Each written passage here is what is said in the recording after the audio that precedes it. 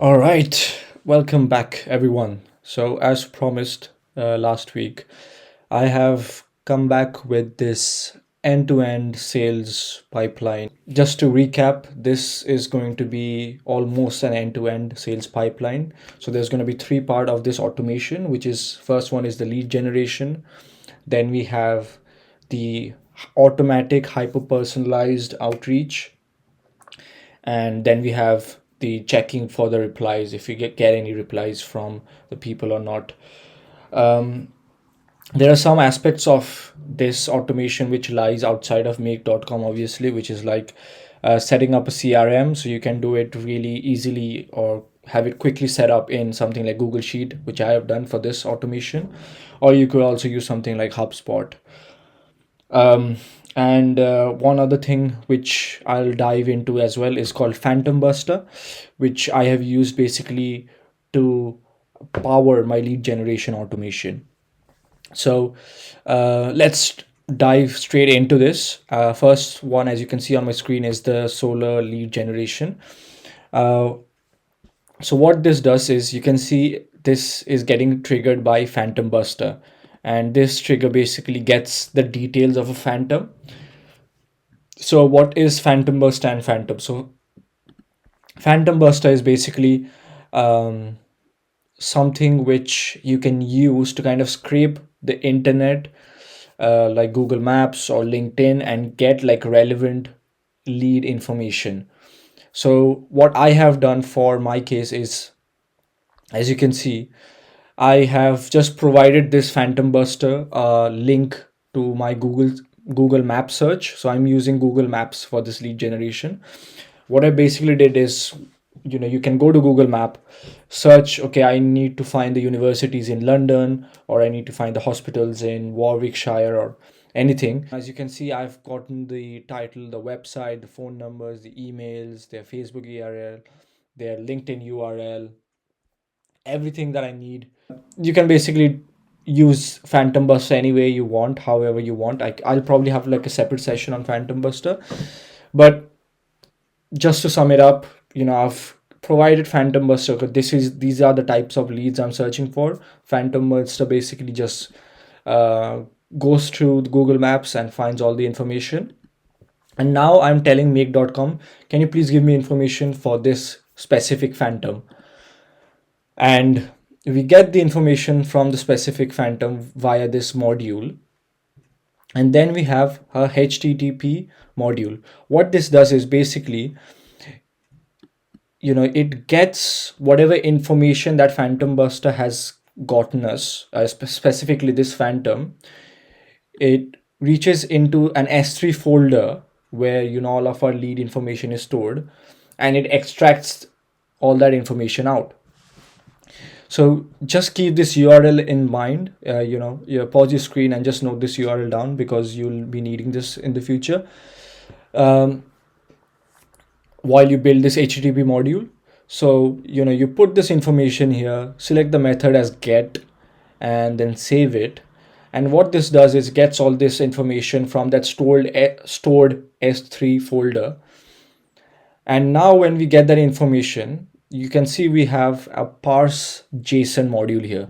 So what does the parse JSON module do, and why do we need it? First of all, if you look at the output that we get from that raw data from that S3 folder, you can see that we have the title, place, URL, and everything like in a huge list. So it's like a very raw data format, and it is not exactly usable for us. So to make it usable and have it more structured, we use the parse JSON module, and we just include that raw data information here.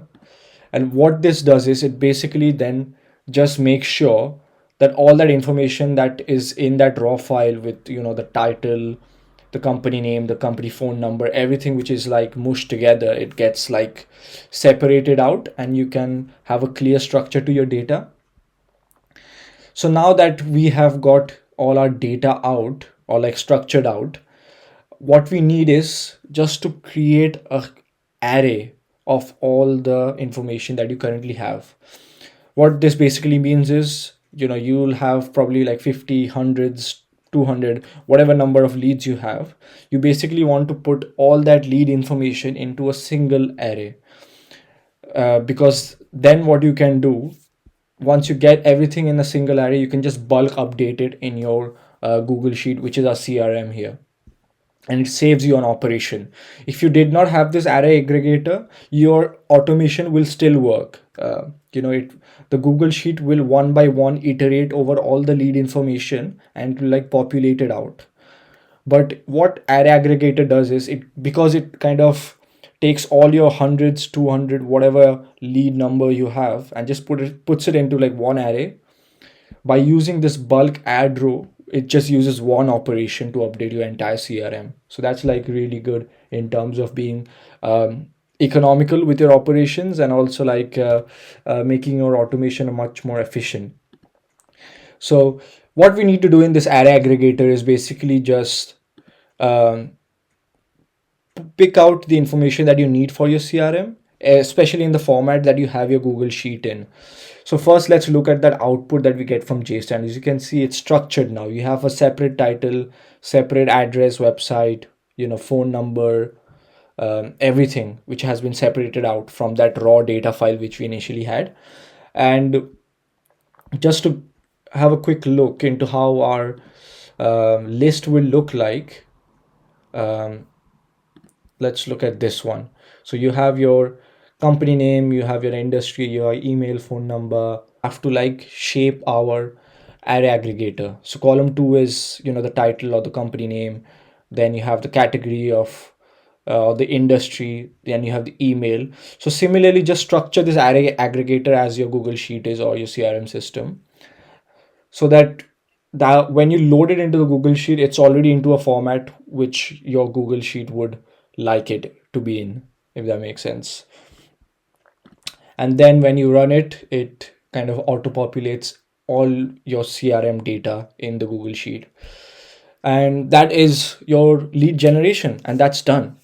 So one thing to note here is, you don't actually have to like run this every 15 minutes, because if you're searching for leads in London, it's not like there's going to be new universities popping up every 15 minutes. Maybe you run this once a month, maybe once or twice a month, um, up to you. And the more important part of this is, like, once you have your CRM filled with thousands of contacts or thousands of leads, now you have to make sure you personalize your intro message and reach out to them. All right. So, yeah, this was the first part of the complete sales automation. And in the next video, I'm going to be touching upon more on the hyper personalized outreach that we are going to be automating. Initially, I thought I would have just a single video for all of them, but it's going to be a really long video, so that's why I'm just breaking it up into two parts.